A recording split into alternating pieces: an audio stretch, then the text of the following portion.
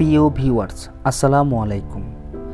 দেশ ও দেশের বাইরে থেকে যারা নিয়মিত আমাদের ভিডিওগুলো দেখেন তাদেরকে ফারিয়া কনস্ট্রাকশন ইউটিউব চ্যানেলের পক্ষ থেকে জানাচ্ছি আন্তরিক শুভেচ্ছা ও অভিনন্দন।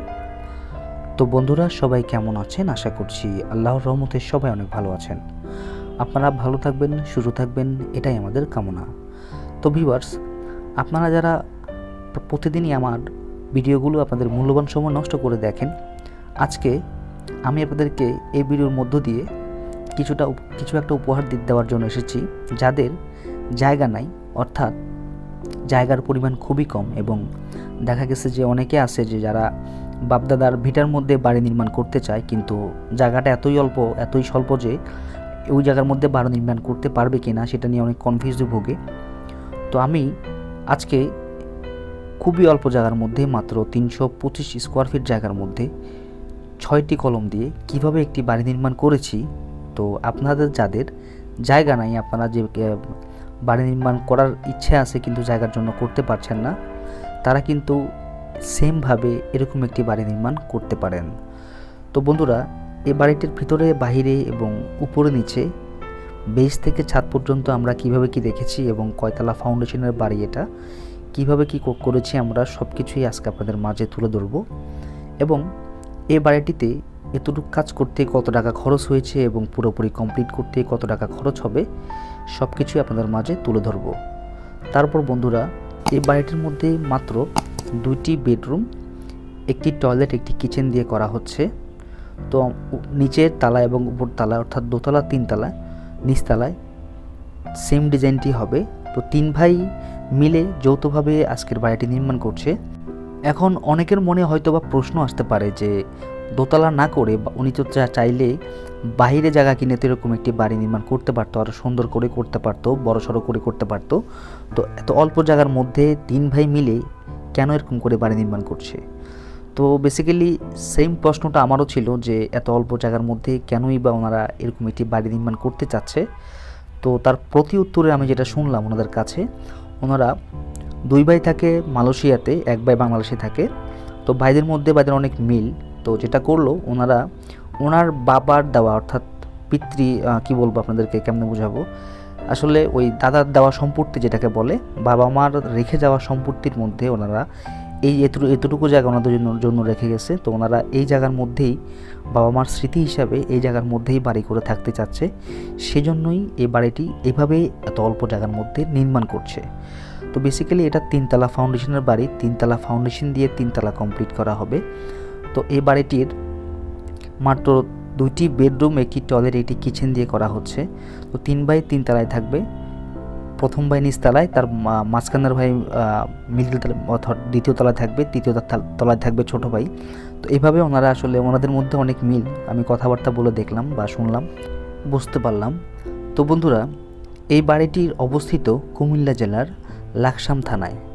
তো আপনারা যদি এরকম অল্প জায়গার মধ্যে, অর্থাৎ বাপ দাদার ভিটার মধ্যে বাড়ি নির্মাণ করতে চান, তারা কিন্তু জায়গা বড় কথা না, বড় কথা হচ্ছে স্বপ্নটা বড়। এবং আপনার স্বপ্নটাকে বাস্তবায়ন করার জন্য দক্ষ একজন ইঞ্জিনিয়ারের পরামর্শ নিয়ে এবং দক্ষ একজন ইঞ্জিনিয়ার দিয়ে আপনার বাড়িটি নির্মাণ করাটাকে হচ্ছে যে সাকসেসফুলি বাড়ি নির্মাণ করা।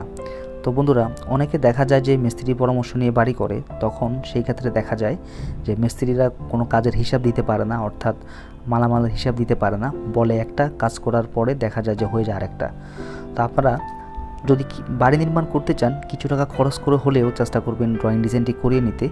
তো ড্রয়িং ডিজাইন করাতে আপনার 15-20 হাজার টাকার মতো খরচ হবে। তো এই টাকা খরচ করে কিন্তু আপনারা আপনাদের বাড়িটির একটা ভালো 2D 3D নকশা সহ সব কিছু মিলে আপনারা পেয়ে যাবেন, যাতে করে মিস্ত্রিরা ড্রয়িং অনুসারে কাজ করলে আপনার বাড়ির সৌন্দর্যটা নষ্ট হবে না।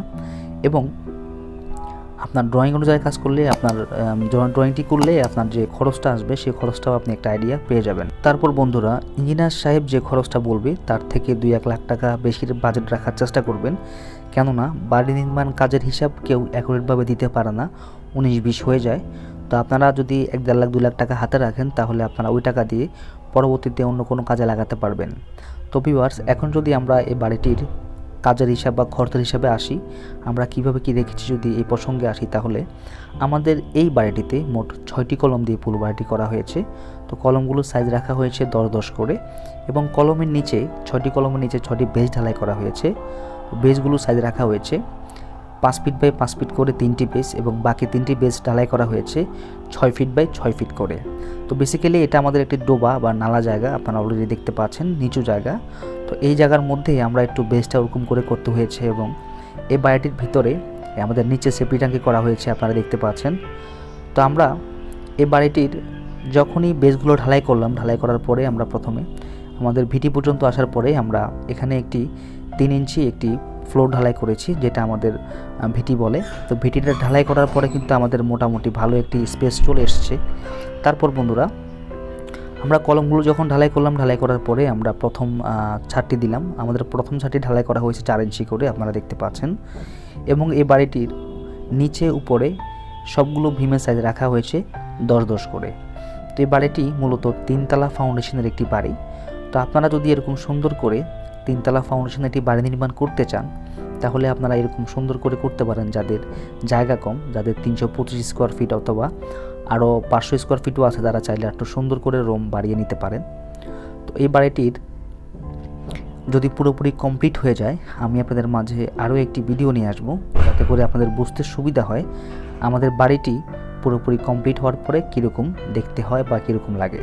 তো ভিউয়ার্স, দেখতে পাচ্ছেন যে আমাদের উপরের ভীমগুলো বের করে রাখা হয়েছে, অর্থাৎ আমাদের কলম থেকে ভীমটা একটু দূরত্ব রাখা হয়েছে। তো আপনারা অবশ্য অনেকে বুঝতে পেরেছেন, অনেকে হয়তো বুঝেন নাই। তো যারা বুঝেন না তাদের উদ্দেশ্যে বলছি, এই যে কলমগুলো যদি আমরা ভীমের মাথায় দিতাম, তাহলে আমাদের বেসের যে ইয়েটা ছিল, অর্থাৎ মাটির নিচে যে বেসটা করতাম আমরা, সেই বেসটা কিন্তু আরেকজনের জায়গার মধ্যে পড়ে যেত। সেই জন্য আমরা বেসটাকে ভিতরে রাখার জন্য, আমাদের জায়গার মধ্যে রাখার জন্য কিন্তু আমরা কলমগুলোকে একটু ভিতরে দেওয়া হয়েছে। তো এটার জন্য আমাদের যে লোড, অর্থাৎ যা যা পদক্ষেপ নেওয়ার দরকার হয়েছে আমরা নিয়েছি।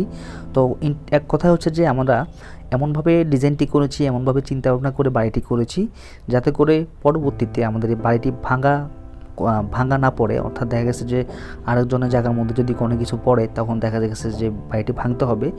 তো আমরা ফিউচারের কথা চিন্তা করে সবসময় ড্রয়িং ডিজাইন করে থাকি। তো আপনারা যদি আমাদেরকে দিয়ে ড্রয়িং ডিজাইন করাতে চান, তাহলে স্ক্রিনে থাকা নাম্বারে ফোন করতে পারেন, অথবা বাড়ি সংক্রান্ত যে কোনো পরামর্শের জন্য আমাদের সাথে যোগাযোগ করতে পারেন।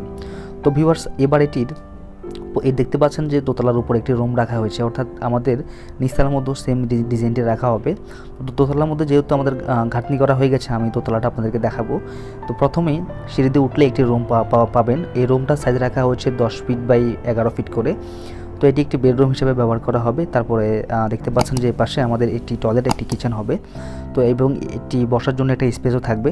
তো ইনশাল্লাহ পুরো বাড়িটি কমপ্লিট না হলে আসলে আপনারা বুঝতে পারবেন না যে আমাদের বাড়িটি আসলে দেখতে কত সুন্দর হবে।